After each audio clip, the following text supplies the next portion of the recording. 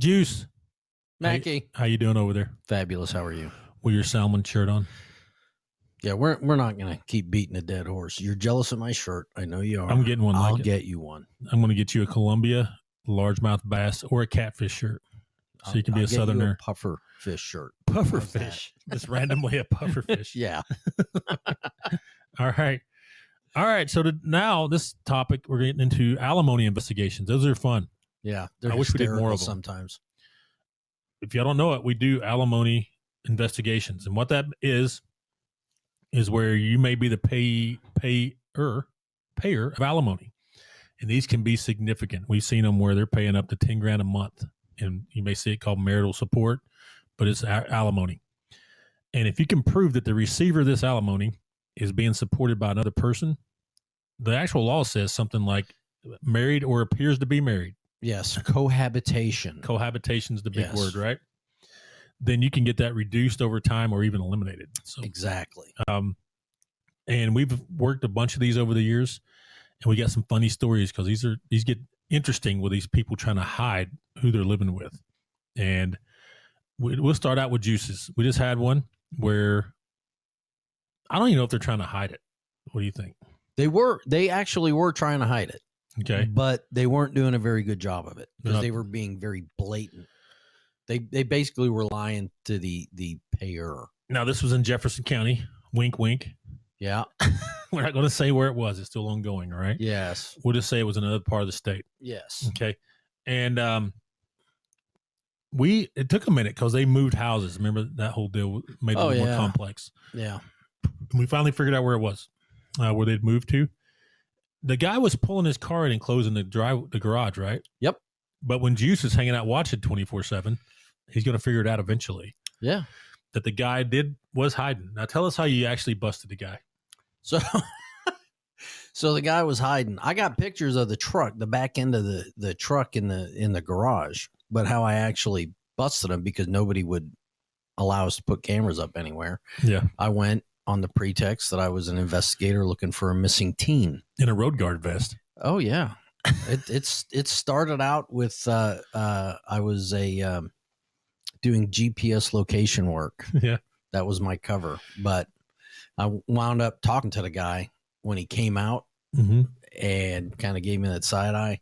So I thought, well, I better go talk to him. So I got out, talked to the guy, and he openly admitted, we just moved in here 3 weeks ago. Oh, you just moved in here? Yeah. Oh, I didn't know you guys lived here. I thought it was up for, it'd been for sale for so long. Oh, yeah, we bought it. We moved in. Mm-hmm. So he openly admitted they moved in. They lived there. So, I mean, it's crazy, but. Yeah. And then you're able to show him pulling out of there in the morning and all that, I believe. Oh, yeah. Yeah. I stood right there and took a picture of his truck parked inside the garage. Yeah. And hers right next to him. Yeah. Once you got it figured out, it was all over. Yeah. But there for a while, I was like, we're not going to figure this thing out. It was frustrating at first trying to find out where they were and what they were doing. Mm-hmm. Once you got it, though, it was over. Yeah. So I had one once where a lady was parking up the road and she was receiving alimony. And she'd park up the road and then walk down the road and go and spend the night with her boyfriend. And she'd park at this church. And we trying to catch her walking from the church to the guy's house, right? Mm-hmm. And it was one of these winters, we get the one day a year snow here, right? Oh, yeah. And ice. Yeah. It usually wallops us pretty good, but then it goes away by lunch the next day. Right. Well, the investigator, he saw her walking and he said, "Hey, do you want to ride?" And she said, "Yeah, I want to ride," hopped in the car, and it was obviously she was intoxicated. All right. And he had the camera rolling. She didn't know it, but she went on to tell her that my ex-husband's trying to get my alimony stopped, and I've been living with my boyfriend. I have to walk down the road and all this. What do you think of that? That's awesome. And it was played back in court and to laughter. Like even her lawyer laughed about it. Like she lied all the way up to that point. It's okay. You can do that. As a good lawyer, my client had set her up, they set them up and then knock them down kind of thing on the lies. Yeah. But, she just spilled the beans. She was drunk. Number one, why she hopping in the car with some strange dude? Well, you're drinking. We got to have your mental faculties are not in place. We got to have Dateline episodes, right? Yeah. That's how those start out. Yeah. But yeah, you got to get a lot of evidence. So it's got to be proof that they're living there, pulling in and out of the driveway at night. We usually catch them there at night. Then we go back in the morning. We grab their garbage and go through showing that they're getting mail there. We've done that before. And a lot of times people just think the person receiving the alimony just think the payer's stupid, I guess, that they're just going to keep paying this large sum. Obviously. I mean, it could get up to $10,000 a month, and they think they're stupid and just going to keep paying it. I know on my second marriage, I got hammered. Did you? Yeah. You was working for NASA or something? $1,200 a month plus. Yeah. Yeah. And she got the house and, oh, yeah. What, she get married or something? No. You still paying it? Or is it a time limit on it? No, I got rid of it. You got rid of what? The alimony. I thought you got rid of the woman. I was like, no. But yeah, I did get rid of her, but not in that sense. Gotcha. We had one where in the documents where the divorce decree, it said there has to be a romantic relationship. We never proved this, by the way. We had to show we showed them living together. We went through their garbage. There was used condoms in the garbage.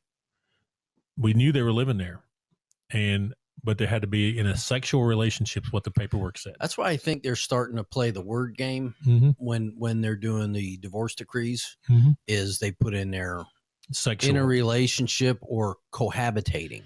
Yeah, because it's almost impossible to prove a sexual relationship. You're a fly on a wall with a camera recording it, which. Yeah, I don't want to see that. And plus, you're having to break laws to get it. Yeah, so just play the word game. That's for the attorneys to do. Put cohabitate in there. Yeah, read your divorce documents closely. Yeah, I know when it comes down to divorce, you just want to get it done as quick as possible. Yes, but read the words carefully and ask your attorney questions about the verbiage. Yes, because you can get the verbiage changed. Yeah, they'll change it. Yeah, and if the other side agrees to it, then we're good. Any attorney worth what they're getting paid, they're going to work with you and figure it out. So it's not just generic writing. It'll be in your best interest. Right. Yeah. So be careful with what the wording says, because that one screwed that guy over, because we were never able to prove. They would go out together and not touch each other. There was not even a hand holding, but they were living together. Some of them are good at playing the game of deception. Yeah. But eventually everybody gets caught. Right. But any others we've had them where we've had them get changed, where we went out and showed that they were living together over and over again. You have to show it. It can't just be a one night thing, because anybody can go on a date one night, right? Cohabitation means you're living there. Yeah. And it doesn't have to be opposing sexes either. Right. We've had them where it was same sex. I've worked one on a alimony, got divorced. The husband wanted to quit paying alimony, but she had a roommate move in and everything was good and dandy. Followed him. There was no other guys until they decided they couldn't wait to get back into the house, and they were out at the lake in a cabana showing romance, and they were having a little PDA. Yeah. And that was enough. Yeah. A little public display of affection. That was the lawyer said, "Hey, we're filing today." Yeah. That's exactly what happened. Yeah. It does help if we can show them out with the public displays of affection too. Yes. Just icing on the cake. Because the same sex can be difficult. You can just say, "Oh, we're just roommates, guys or girls or whatever." Well, it's hard to say that when you're playing tonsil hockey. Tonsil hockey. Yeah. Out on the cabana. Yeah. Right. So yeah, it always helps. One thing we do too is get in the garbage. If they're getting mail there, they're throwing them. That's really good. We had one where they were writing love letters. Like in the morning, they would leave little love notes to each other. I guess they would throw them away. Oh yeah. And that showed the displays of affection, right? So it wasn't just roomies. There's a little more going on there. Yeah. And she got all kind of Amazon boxes there. It was her mailing address. Yeah. And sometimes the circumstantial evidence builds a good enough case that you can prove it. So in the civil, you got to get 50 plus one. That reasonable people, 50% plus one more reasonable people have to say, yeah, they're living together in a relationship. That's all it takes. It's not it's preponderance of the evidence, not beyond a reasonable doubt. Yeah. But all right. So yeah, that last one you did, I remember the video of you going up and talking to the guy. I was laughing because you had a road guard vest on. Yeah. And I was thinking, what kind of investigator wears a road guard vest? Yeah, me. First, you were playing the Google Fiber guy. Again, I was a thespian in a former life. Right. You did good. Yeah. Oh, yeah. I've got good. road guard vests. I got hard hats. I got all kind of stuff. Right. All right. That does it for this one, Juice, on alimony investigations. We'll be back with another topic here in just a bit. Hey, everybody. Macky here. I just wanted to go over our name change of our company. So this is the Hidden Threads podcast, but we also have a company. It was named Macky Outlaw Private Investigators.